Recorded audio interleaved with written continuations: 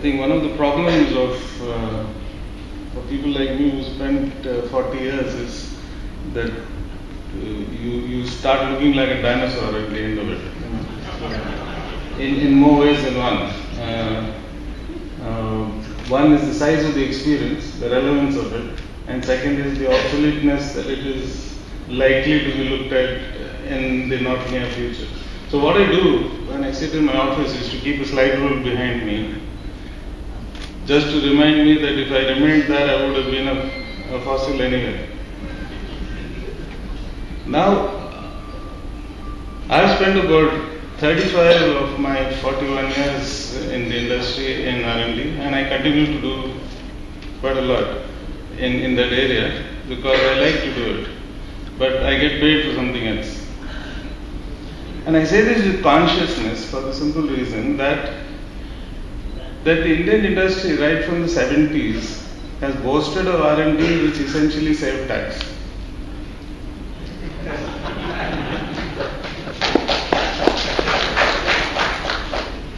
You see, I am becoming popular already. So,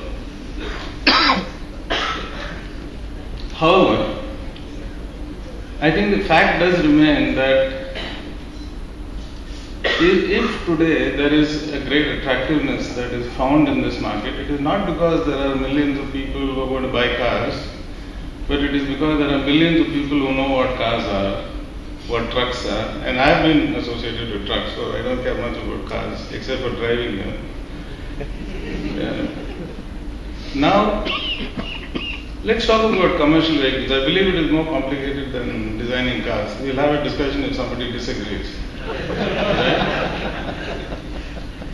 It has got more systems than any other product in the world, including computers. The problem that I find is that we as Indians want everything without really deserving it. And I mean it very consciously. For example, today is a situation where I think our industry in a relative sense is quite nascent compared to a developed country. For example, let me take an engine, and a few of you would have been associated with it.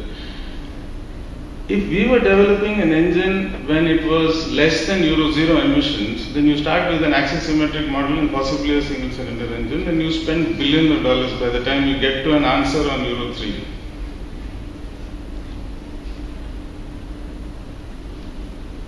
Both the government and my boss wants this engine in 6 months.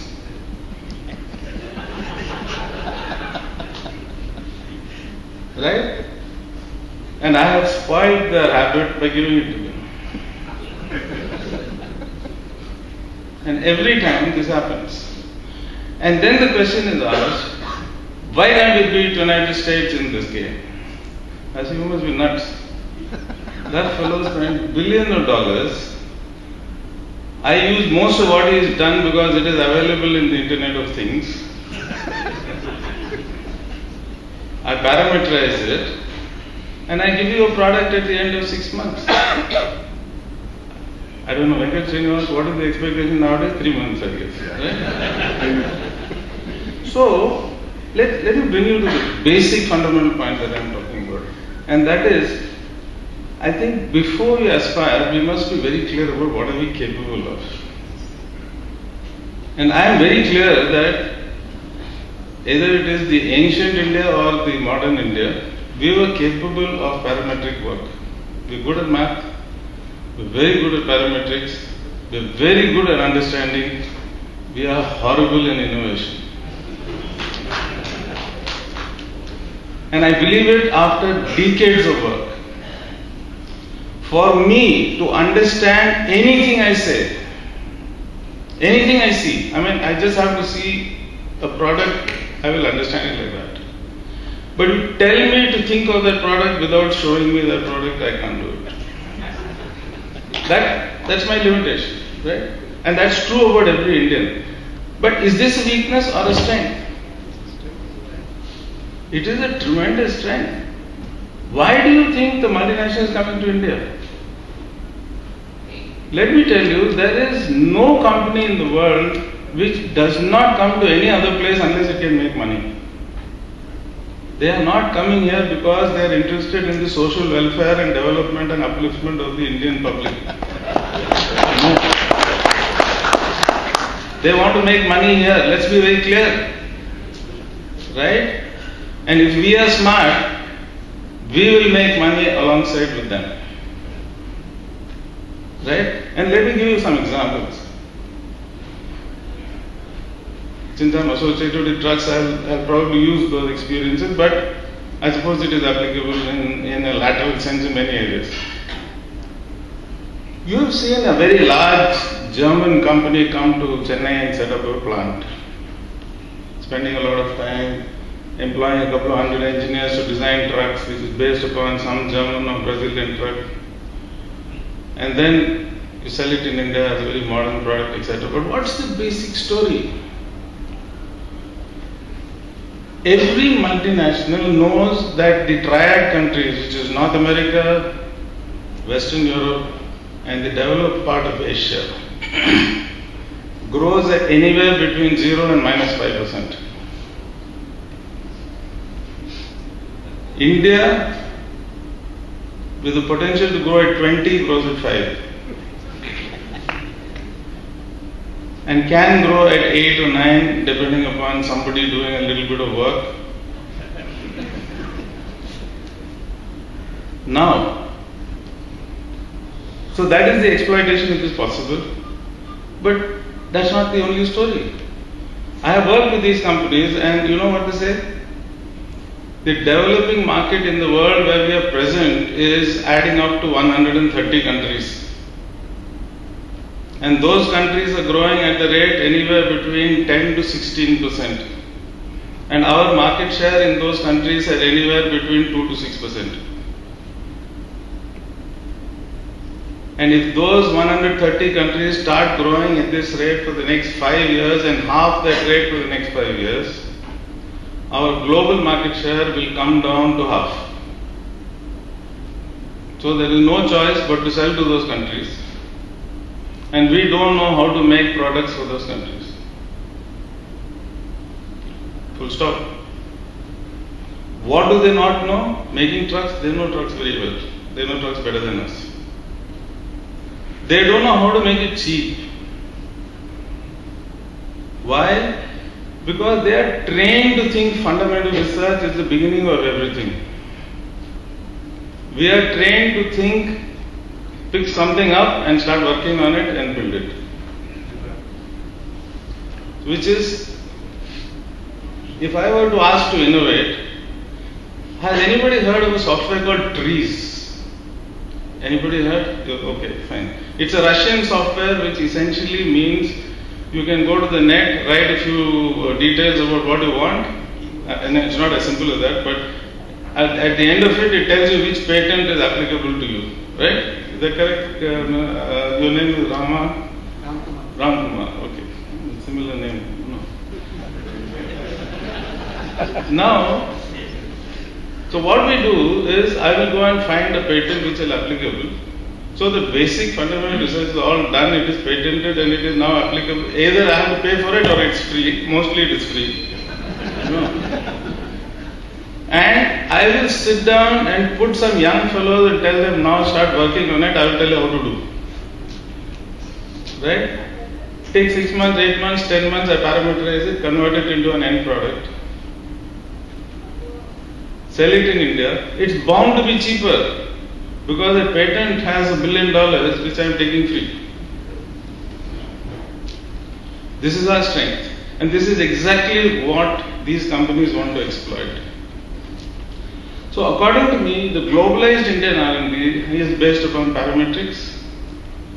And I think we should concentrate on ensuring that that is uplifted to a level which is global. We are still very inhibited about it. I think this is our strength. Go for it. We can do it. There are 100 countries which can be exploited with this. Let's understand one thing. We are talking about industrial R&D, not basic R&D right now. So if you talk about industrial R&D, it has to be driven for an end product which results in profit. Full stop. There is no other way.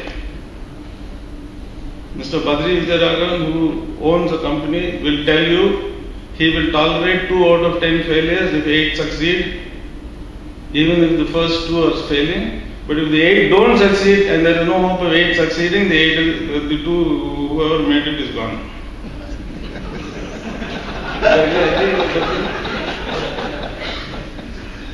So tolerance to failure in a commercial setup is bound to be zero. Now what the hell do you think they are going to do? They are not here for charity. So if you are going to fail 3 times, then the fellow who fails 1 time is going to be better than you, however idiotic you may look.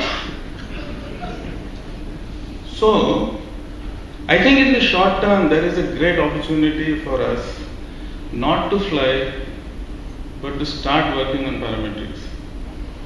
Start to make sure that the colleges, the universities start to concentrate on the strength.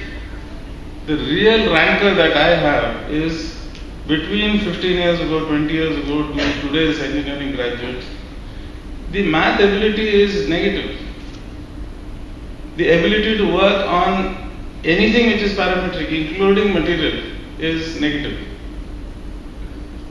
He wants to use somebody's developed software and show that it works without understanding anything about how it works. The know-why may be a little further away, but the know-how is mandatory for any parametric working. If you don't know how it works, how are you going to know what to do? If you know what it does, you're like a draftsman. If you know how, you're like an engineer. And if you know why, you're a creator. I think we should first reach the place where we can at least do the engineering, technology part of it. Now, let's come to, is this the job that everybody has to do? This is the job the institutions do, this is the job the companies will do, etc. But I do believe that, unfortunately, a huge amount of money that is spent on governmental research, essentially, sorry to say, is by and large wasted. Because I have not seen anything which is fundamental to development of products and economies that comes out of this. There may be a few. I mean, there are always exceptions which prove the rule. The exceptions include what we've done in rocket propulsion, maybe in some nuclear sciences, but definitely not anywhere near material science, automotive technologies, combustion technology, no. I don't think there's anything happening in those areas. And the same reflects in the universities. So can those areas in the next 10 years concentrate on building fundamental engineering sciences capabilities while the industry and the application research starts to exploit the parametric ability? This parametric ability exploitation gives you money for the next 10, 15, 20 years. And after that, when you really are depleted and there is nothing much in the world to suck out of, you start having a capability to develop something on your own. I think this is plain good sense, which really means you have to operate at 2 levels. The research organizations, and I believe it should essentially be integrated with the universities, must work on some basic work, but first come up to the level of what the industries are today, and then look for, and I think that will take about 4 or 5 years, and maybe another 5, 10, 15 years to work on basic work in material technology, in combustion, in those areas. Whatever a computer engineer says, the car still runs on 4 wheels. It is still round. The engine still has a piston. You have not replaced it with a chip. Right? And it will continue to be running with an engine with probably something like a fuel, I don't know what it will look like, for the next 100 years, I guess. And the need for people to move and transportation is fundamental to our need. If there is nothing else to do, we travel. Right? If there is nothing to do, we transport things. right? So it's something which is very basic. It's necessary. It will continue. That's how the trade in the world is. I mean, anybody sitting, anything here has come by a truck. So I believe it will exist as long as there is rice to eat. So that being the case, I think, can we exploit our capability today without getting overboard about our basic capabilities? And then build on something which is a very fundamental weakness. And that is, whatever money we spend does not give us any output. Can that be used in a more productive way? That is the only entity I have. I don't know whom to tell this.